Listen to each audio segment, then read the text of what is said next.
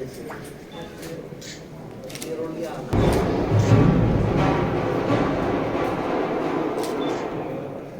so for the identity purpose, yes, that it is removed and stored everything.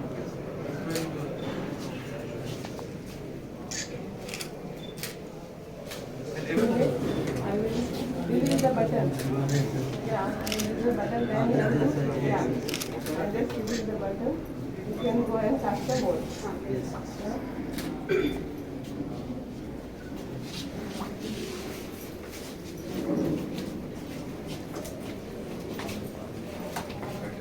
The secrecy of voting has to be there.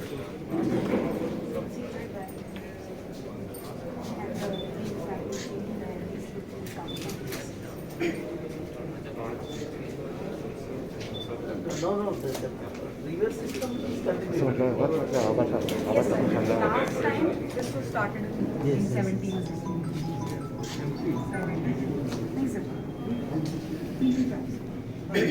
17 should. Yes, sir. So Goa, in fact, in 17 was the first state to start the 2019 Parliament elections. yes, sir. Parliamentary elections also, but 17 Goa was the first state in the entire. Giving and so the giver and receiver are both benefited. A better, more beautiful explanation for lighting a deepa cannot be given. Deepa Jyoti Parak Brahma.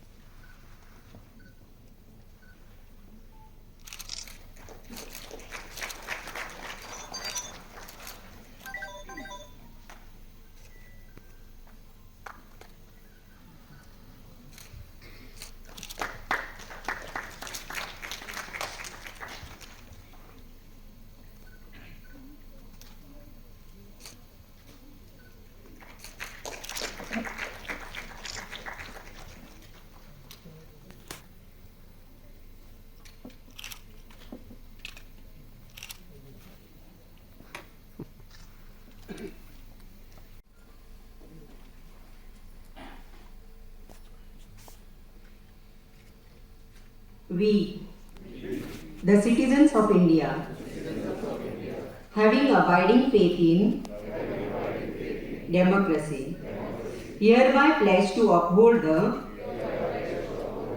democratic traditions of our country and the dignity of free, fair and peaceful elections, and to vote in every election fearlessly and without being influenced by consideration of religion, race, caste, community, language.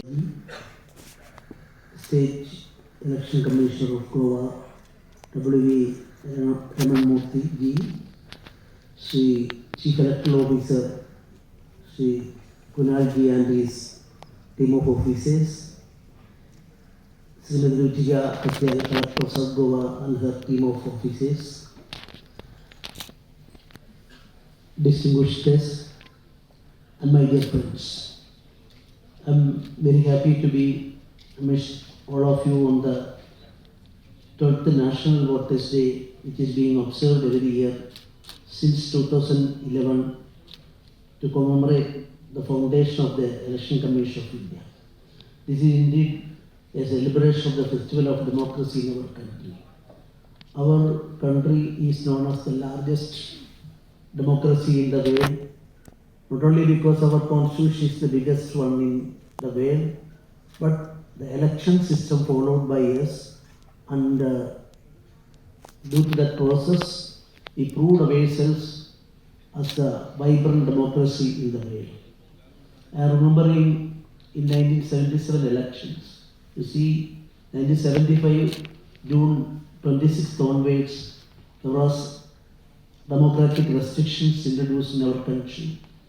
And it was all opposition leaders were put in jail, and during that period of emergency, 1977 election declared.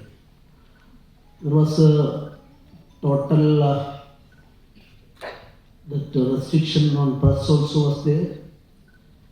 But the people of this country rose to the occasion and proved themselves that even all publicity materials, everything was in favor of a particular political system. It is prevailing in the country, and the oppositions are denied all the rights, and press censorship was there. Even fundamental rights we can question in our courts. In such a situation, the ordinary people of, especially of 10 cow states, it is known as cow states, they rose to the occasion, and that is why we reintroduced our democracy in India.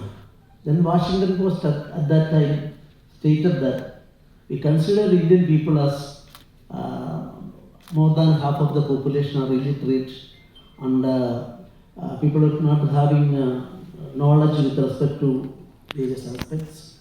We consider knowledge with respect to various aspects.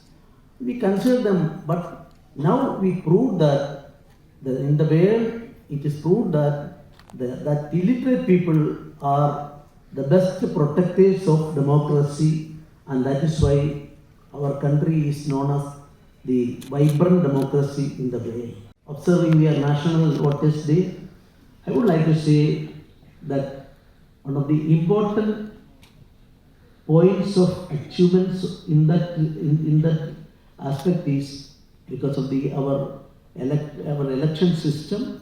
Election system, of course, independently, impartially, without any commitment to any political party, they were doing, and that is why we are now in the position of holding that we are one of the best democracies in the world. Electoral literacy for stronger democracy is a popular phrase. In this regard, I would like to go back to the debates in the Constituent Assembly over issues of whether franchise should be a fundamental right and whether it should be a universal one.